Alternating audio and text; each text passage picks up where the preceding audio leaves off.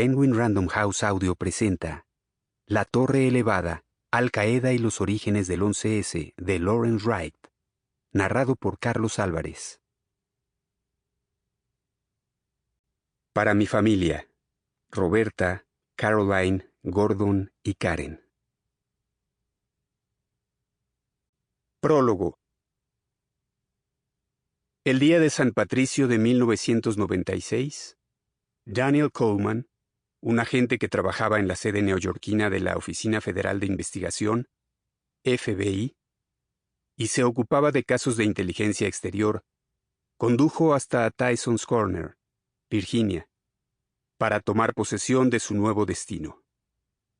Las aceras seguían enterradas bajo la capa de nieve grisácea depositada semanas antes por la fuerte ventisca de aquel año.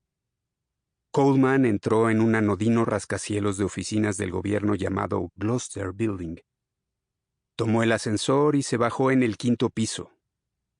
Se trataba de la estación Alec.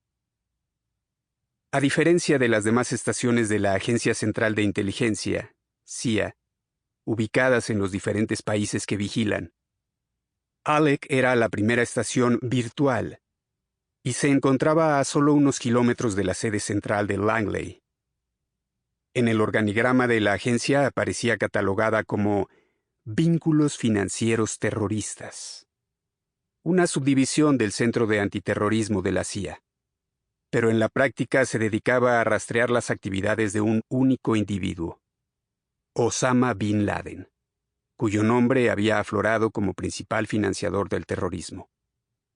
Coleman había oído aquel nombre por primera vez en 1993, cuando una fuente extranjera había mencionado a un príncipe saudí que financiaba una célula de islamistas radicales que planeaba volar lugares emblemáticos de Nueva York, como la sede de las Naciones Unidas, los túneles Lincoln y Holland, e incluso el edificio de Federal Plaza 26, donde trabajaba Coleman.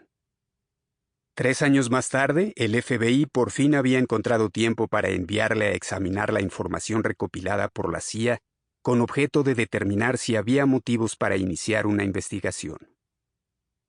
La estación Alec ya tenía 35 volúmenes de material sobre Bin Laden, que en su mayor parte consistía en transcripciones de conversaciones telefónicas captadas por los oídos electrónicos de la Agencia de Seguridad Nacional.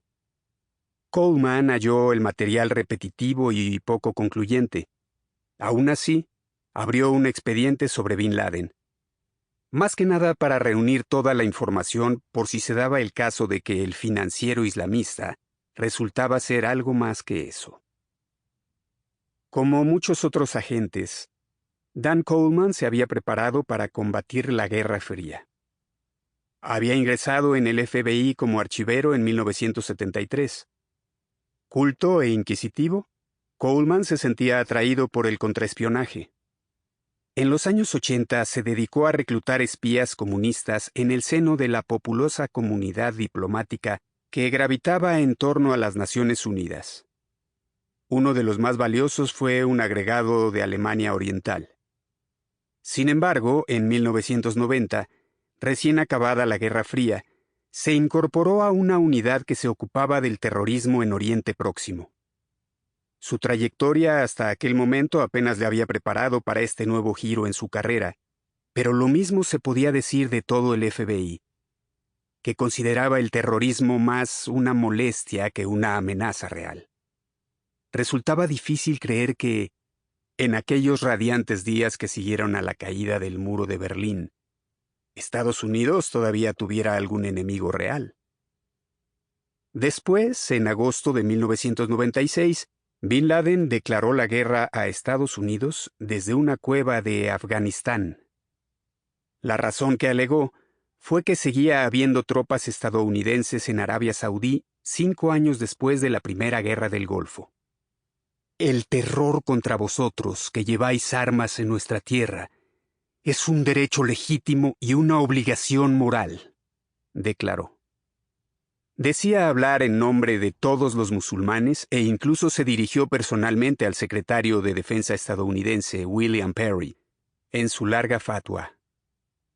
A ti, William, te digo esto. Sample complete. Ready to continue?